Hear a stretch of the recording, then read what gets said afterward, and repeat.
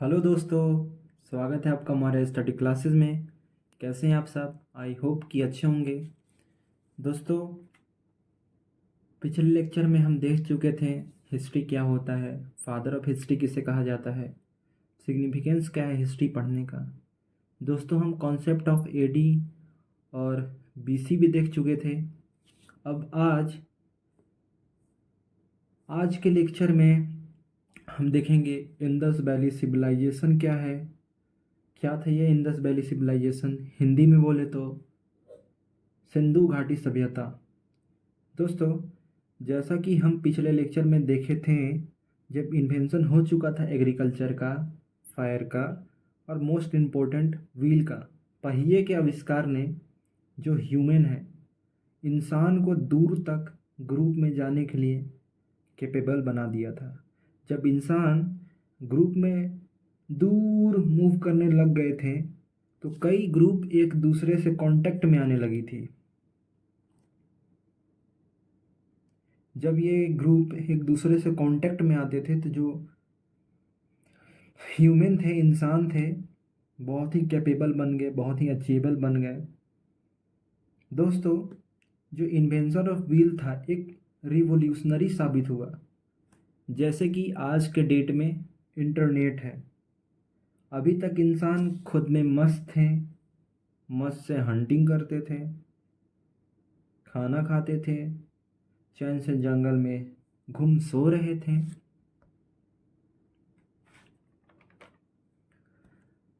दोस्तों, ऐसा नहीं था कि सिविलाइजेशन जो सभ्यता है सिर्फ हमारे यहाँ थी। सिविलाइजेशन दुनिया के कई हिस्से में थी। जैसे कि मेसोपोटामिया सिविलाइजेशन, जो कि टिग्रिस रिवर, जो प्रेजेंट डेट इराक है, उसके अंदर फ्लोरिश कर रही थी। वैसी इजिप्टियन सिविलाइजेशन थी जो कि नाइल रिवर के आसपास फ्लोरिश कर रही थी। चाइनीज सिविलाइजेशन थी, पर्शियन सिविलाइजेशन थी और ग्रीक्स सिविलाइजेशन भी थी। लेकिन दोस्तों, इन सभी सिविलाइजेशन में हमारे प्रोटो हिस्टोरिक पीरियड में जो इंडस वैली सिविलाइजेशन है, जो सिंधु घाटी सभ्यता है, वो बहुत ही आउटस्टैंडिंग परफॉर्म करती है। दोस्तों, अब हम ये जानेंगे कि इंडस वैली सिविलाइजेशन क्या है। इन सभी सिविलाइजेशन में जो इंडस वैली सिविलाइजेशन थी, वो दूसरे सिविलाइजेशन के मुकाबले बहुत ही बेहतर परफॉर्म कर रही थी। हम क्यों कह रहे हैं कि ये उन सबसे अलग है, आउटस्टैंडिंग है?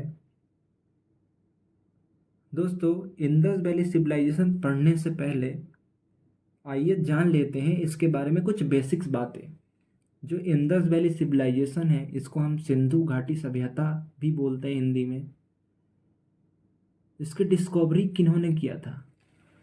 तो जो सर जॉन मार्शल थे, वो इस सिविलाइजेशन को सबसे पहले इसका डिस्कवरी खोज करे थे। टाइमलाइन क्या था इंडस वैली सिविलाइजेशन का? तो 3000 से लेके 1750 बीसी तक ये सिविलाइजेशन फ्लोरिश करा था। दोस्तों, इंडस वैली सिविलाइजेशन को हड़प्पन सिविलाइजेशन के भी नाम से जानते हैं, क्योंकि जो सबसे पहला एक्सकवेशन जो हुआ था, जो खुदाई हुआ था, वो सबसे पहले हड़प्पा में हुआ था। बाद में इंडस वैली, जो इंडस रिवर है, सिंधु नदी है, उसके किनारे बाद में बहुत सारी साइटें मिलने लगी, तो इससे इसका नाम इंडस वैली सिविलाइजेशन कर दिया गया। जो इंडस वैली सिविलाइजेशन है वो मैच्योर हुआ था सिंध में और पंजाब में, जो कि आज पाकिस्तान में है, लेकिन ये पहले उस समय भारत के ही हिस्से में था। आइए दोस्तों, आगे चलते हैं, आगे देखते हैं। ये साउथवर्ड से लेके ईस्टवर्ड स्प्रेड था। जैसे कि आप देख सकते हैं, ये मैप में इंडिया का मैप है, ये साउथ से लेके पूरा ईस्ट की ओर स्प्रेड कर रहा है। इसका जो टोटल स्प्रेड था वो इजिप्ट और मेसोपोटामिया से भी बहुत बड़ा था। अगर इसका हम ज्योग्राफिकल रेंज के बारे में बात करें तो जो बेसिन थी इंदस रिवर, जो कि सिंधु नदी भारत से होते हुए पाकिस्तान में जाती है, और जो घाघर हकरा रिवर है जो कि नॉर्थ वेस्ट इंडिया में बहती है, और ईस्टर्न पाकिस्तान इसका जो था वो जियोग्राफिकल रेंज था। ये दोस्तों आप देख सकते थे, इस तरह से आपका दिखता था इंडस वैली सिविलाइजेशन। इस तरह ये मोहनजोदारो है, जो कि मैं आगे बात करूँगा। आप देख सकते हैं दोस्तों कि इस तरह से खुदाई में ऐसा हुआ करता था हमारा इंडस वैली सिविलाइजेशन। चलिए दोस्तों आगे चलते हैं, आगे बढ़ते हैं। जो मोस्ट इम्पॉर्टेंट साइट है वो कोट डीजी है, जो कि सिंध आज के पाकिस्तान में है, कालीबंगा जो कि हरियाणा में है, रोपर पंजाब जो कि प्रेजेंट डे पाकिस्तान में है, बनावली जो कि हरियाणा में है, जो लोथल, सूर्यकोटा और धोलावीरा है वो गुजरात इंडिया में है। एक मोहनजोदारो साइट है, मोस्ट इम्पॉर्टेंट जो मोहनजोदारो साइट है वो largest of all Indus valley cities है, जिसका कि जो हिस्टोरिकन और स्कॉलर थे वो एस्टिमेट करे हैं कि वो 200 हेक्टेयर में फैला हुआ था। तो अगर कुछ सवाल आए कंपटीशन एग्ज़ाम में, एसएससी के किसी भी एग्ज़ाम में, एनडीए सीडीएस में, तो अगर ऑप्शन में आए कि largest of all Indus valley cities कौन था, तो आपको मोहनजोदारो ही टिक करना है। इनके बारे में अभी बेसिक जान लेते हैं, इनके बारे में आगे डिटेल में हम पढ़ेंगे, आप टेंशन नहीं लीजिएगा। आइए दोस्तों आगे चलते हैं। अभी हम देखते हैं कि टाउन प्लानिंग कैसा था। सब हर चीज़ देख लिए, इंडस वैली सिविलाइजेशन क्या है, कैसे लोग थे, कौन लोग थे, पिछले प्री हिस्ट्री पीरियड में क्या हुआ था, इन्वेंशन ऑफ व्हील हुआ था तो आगे चल के क्या हो रहा था, रिवोल्यूशन बन गया था जो इन्वेंशन ऑफ व्हील था, इससे लोग कांटेक्ट में आए थे, ग्रुप में आए थे, एक दूसरे को जानने को मौका मिल रहा था। तो इंडस वैली सिविलाइजेशन के बारे में जान लिए, तो उसके बारे में आगे हम जानते हैं कि वहाँ का टाउन प्लानिंग कैसा था। तो ग्रिड सिस्टम पे था। अब दोस्तों हम जानते हैं कि ग्रिड सिस्टम क्या क्या होता है। तो दोस्तों कुछ नहीं, इस तरह से जो देखोगे दो लाइन और दो लाइन जो कटता है उसके बीच का जो हिस्सा है उसको हम ग्रिड बोलते हैं। तो जो उसका जो स्ट्रीट और लेन था वो एक दूसरे को काटता था 90 डिग्री पे। 90 डिग्री मतलब कि राइट एंगल पे उसको काटता था। जैसा कि इसमें आप देख सकते हैं सबके बीच में 90 डिग्री बन रही है, इसके बीच में भी, इसके बीच में भी, इसके बीच में भी। तो इसी को हम ग्रिड सिस्टम बोलते हैं। जो इंडस वैली सिविलाइजेशन था वो डिस्टिंग्यूज था अपने सिस्टम ऑफ टाउन प्लानिंग के लिए। जो स्ट्रीट और लेन था वो एक दूसरे को काटती थी 90 डिग्री पे। जो हड़प्पा है, जो मोहनजोदारो है और जो कालीबंगा है, इनका अपना एक सिटाडेल होता था। देखिए दोस्तों ये जो एरिया है इसको हम सिटाडेल बोलते हैं। सिटाडेल मतलब क्या होता था, एक ऐसा किला जो कि ऊंचाई पर बना होता है, उसको हम सिटाडेल बोलते हैं। आगे चलते हैं दोस्तों। बिलो द सिटाडेल, सिटाडेल के नीचे एक लोअर टाउनशिप बिल्ट हुआ करता था जो कि कंटेन करता था ब्रिक हाउस, घर कॉमन लोग के लिए, कॉमन पीपल के लिए। देखिए दोस्तों ये जो एरिया है ये सिटाडेल है और इसके नीचे का जो एरिया है लोअर टाउनशिप बिल्ट है। ठीक है दोस्तों, अब जानते हैं कि ड्रेनेज सिस्टम कैसा था।